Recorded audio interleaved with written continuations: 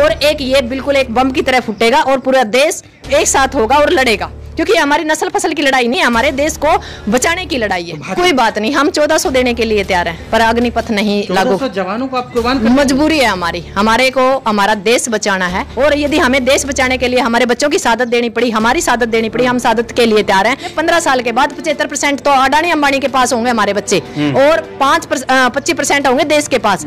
तो 75% अडानी अंबानी इस देश को कब्जा कर लेगा। ये तो देश में कब्जा करने की एक अंदरूनी स्कीम चालू कर रखी है इन लोगों ने, वो तड़ी पार है। कौन तड़ी पार है?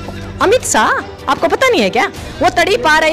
ये तो हमारे देश का दुर्भाग्य है कि एक तड़ी पार आदमी और हमारे देश का गृह मंत्री है। इससे बुरा देश के लिए कोई बुरा टाइम नहीं हो सकता। इस देश के अंदर इससे घटिया एक भी प्रधानमंत्री नहीं है। इस 75 साल के अंदर जितना भी इस देश के अंदर हमने डेवलपमेंट किया, इसने सारा बेच खाया। अब हमारे पास कुछ भी बेचने के लिए बाकी नहीं रहा, सब कुछ बेच दिया। ये रंडों की सरकार है, झूठों की बौछार है, लेन देन में खक नहीं, साहूकारी में शक नहीं। नस्ल नहीं बचेगी, फसल नहीं बचेगी, हिंदुत्व का करेंगे क्या? हम चटेंगे क्या हिंदुत्व को? हमने मंदिर खाने को देगा क्या? कब्जा कर लेगा तो क्या फता जाएगी? यदि हमारा देश सुरक्षित रहता है नहीं तो इस मोदी से तो वो भी बेहतर है। मैंने ये कहा, जब वो अपनी बीवी को छोड़ सकता है तो हम और किसी की बीवी है, हमारे ऊपर नहीं ये निगाह डाल सकता। देश का नाश करने का रास्ता है। कौन नाश कर रहा है देश? मोदी। आप दिल्ली की तरफ जाएंगे और उस तानाशाह को झुका के अग्निपथ को वापिस करा के, जैसे हमने फसल बचाई थी ऐसे ही हम अपनी नस्ल बचाई। अब की बार तो, पिछली बार तो इनको बख्श दिया था, अब की बार बख्शा नहीं जाएगा।